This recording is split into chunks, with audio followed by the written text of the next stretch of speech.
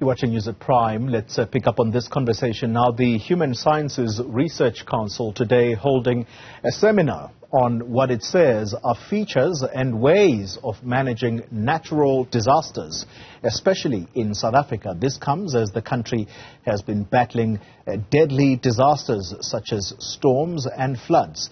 Now, just today, the South African Weather Service issuing an alert for heavy rainfall and flooding in 3 provinces. For more on this, we're joined now by the U.S. Environmental Protection Agency's Professor Hilary Inyang, who addressed the seminar earlier today. Professor, good evening to you, and thank you very much for your time.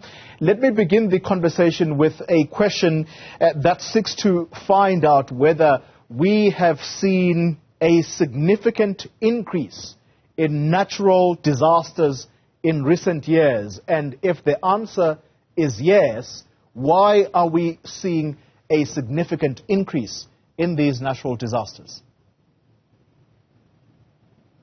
Yes, very nice to speak with you. The answer to that question is yes, there has been a very significant increase in the frequency and magnitude of natural disasters worldwide.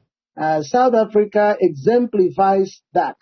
The reason this is happening is because of global climate change. Global climate change energizes the drivers of natural hazards.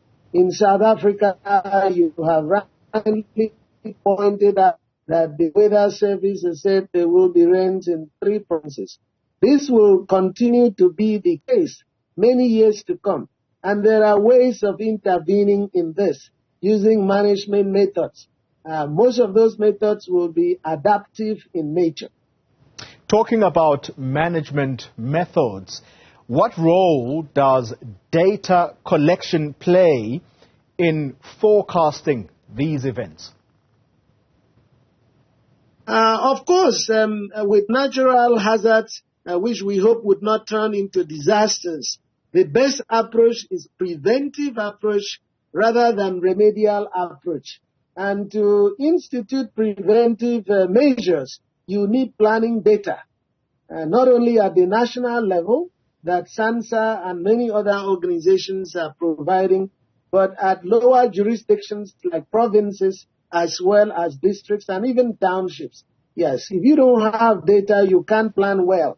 There are many elements of planning, analysis of the data to see which of the zones will be most vulnerable. So you have to demarcate those zones. You have to plan rescue and evacuation processes, and that's not possible to do unless you have data. Well, let me pick up on planning, because that is very important in order to save lives. How well prepared are we here in South Africa, including our neighboring countries, in preparing for such extreme weather conditions? Well, I do not think that South Africa is very well, protected, and the system that is currently in place is adequate. It is not adequate. The evidence for that is that when the 2022 floods happened in KZN, you saw all the damages that resulted. If there had been a lot of preparations, early warning systems were working well, and many other plans that are there that complement early warning systems, then you would not have had that level of damage.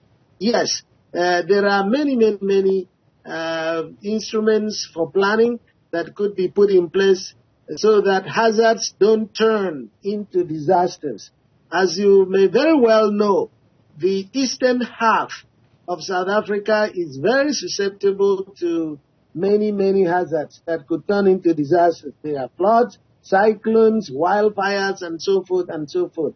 And it is actually this part of the country, that's the eastern half of the country, that bears a lot of burden with respect to poverty and many other things, with a few exceptions in some provinces. Yeah. If we move slightly beyond South Africa's borders, Mozambique has also seen extreme weather challenges. Malawi has also seen lots of disasters there, people dying and being buried in mud. Is there enough collaboration, Professor, between countries in future-proofing the region against natural disasters?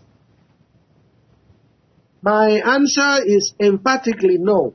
That would mean sharing a lot of data, having network systems that go beyond the frontiers of countries. Those countries you have mentioned are on the eastern seaboard of the African continent.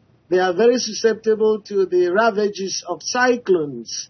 And what you will find is that cyclones will keep coming in and will go even down south into South Africa in the near future. The reason those countries are susceptible to floods because of their placement with respect to the zonation of cyclones in the Indian Ocean to impact upon them. And they should be regional. This is something that SADC should do. SADC should have a very strong disaster management system. The African Union recognizes this and has come out with some declarations. But we need to have systems in place to address them. What would those systems be? They would be regulations across national frontiers, policies across national frontiers, technical guidance systems, monitoring systems from space. For example, South Africa has SANSA. It needs to provide remote sensing data to the other countries that don't have such systems in Southern Africa. There's got to be economic incentives, there's got to be enforcement, and international collaboration at last. Those are the elements that need to be in place to have international collaboration to address all of these disasters that are beginning to happen at much higher frequencies. Professor, let me thank you very much for your time. Professor Hilary Inyang, he is from the U.S. Environmental Protection Agency, addressing a seminar on natural disasters today. That particular seminar hosted by the Human Sciences Research Council.